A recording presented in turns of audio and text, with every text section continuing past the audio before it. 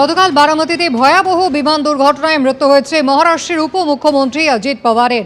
আর দুর্ঘটনাস্থল থেকে ধ্বংসস্তূপের মধ্যে থেকে ইতিমধ্যেই ককপিট ভয়েস রেকর্ডার এবং ফ্লাইট ডেটা রেকর্ডার উদ্ধার হয়েছে। ডিজিসিএ এবং ফরেন্সিক আধিকারিকরা তারা পরীক্ষা নিরীক্ষা করছেন। পুনের রুরাল পুলিশের পক্ষ থেকে দুর্ঘটনাজনিত রিপোর্ট দেওয়া হয়েছে।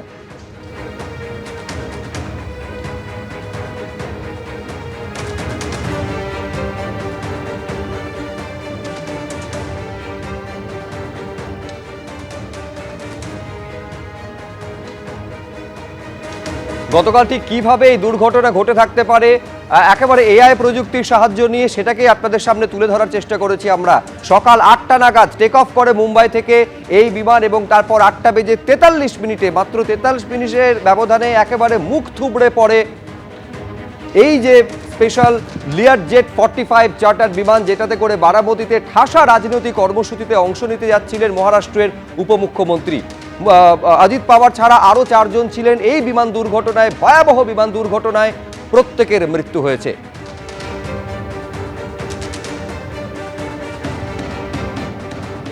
গতকাল বারামতীতে বিমান দুর্ঘটনায় অজিত পাওয়ারের সঙ্গে মৃত্যু হয় পাইলট ইনচার্জ সুমিত কাপুরের।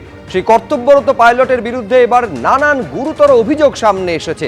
সূত্রের খবর, এর আগে ক্যাপ্টেন সুমিত কাপুরের বিরুদ্ধে ডিউটি চলাকালীন মদ্যপানের 2টি অভিযোগ নথিভুক্ত হয়। কর্তব্যে গুরুতর গাফিলতির জেরে সংশ্লিষ্ট এয়ারলাইন্স তাকে চাকরি থেকে বরখাস্ত করে। 2017তেও ফের একবার ডিউটির সময় মত্ত অবস্থায় ধরা পড়েন তিনি। সেই ঘটনায় তাকে 3 বছরের জন্য সাসপেন্ড করে বেসরকারি বিমান সংস্থা। পরে তাকে সম্পূর্ণভাবে পরিষেবা থেকে বহিষ্কৃত করা হয়। চাকরি হারানোর পর বেশ কিছু সময় তিনি ফ্রিল্যান্স পাইলট হিসেবে কাজ করেন। গত প্রায় 5 বছর ধরে বিএসআর ভেঞ্চার্সের সঙ্গে যুক্ত ছিলেন তিনি। গতকাল বারামতী বিমান দুর্ঘটনায় তার মৃত্যুর পর ফের সামনে এসেছে তার বিতর্কিত অতীত।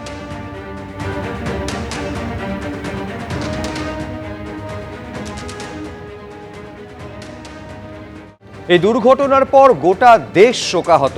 শরদ পাওয়ার বলছেন এটা দুর্ঘটনা।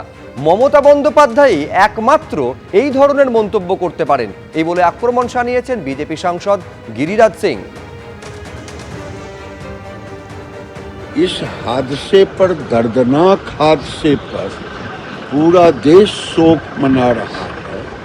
शरद पवार जी बोल रहे हैं ये हादसा है, ये ममता बनर्जी जैसे ही कुंठित विचार का, दूषित विचार का व्यक्ति ही बोल सकती हैं। देश में और कोई ऐसा घटिया कमेंट नहीं।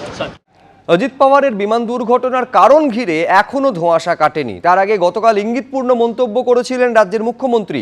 তিনি বলছেন, কিছুদিন আগে সোশ্যাল মিডিয়া মারফত জানতে পারি অন্য রাজনৈতিক দলের এক কর্মী স্টেটমেন্ট দেন যে বিজেপি শিবির ছাড়তে চলেছেন অজিত পাওয়ার।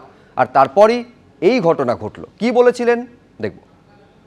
I do not know what is the fate of the opposition political parties, but before few days ago I came to know that from social network that somebody from other party, they gave a statement that Ajit Pawar is willing to leave the BJP.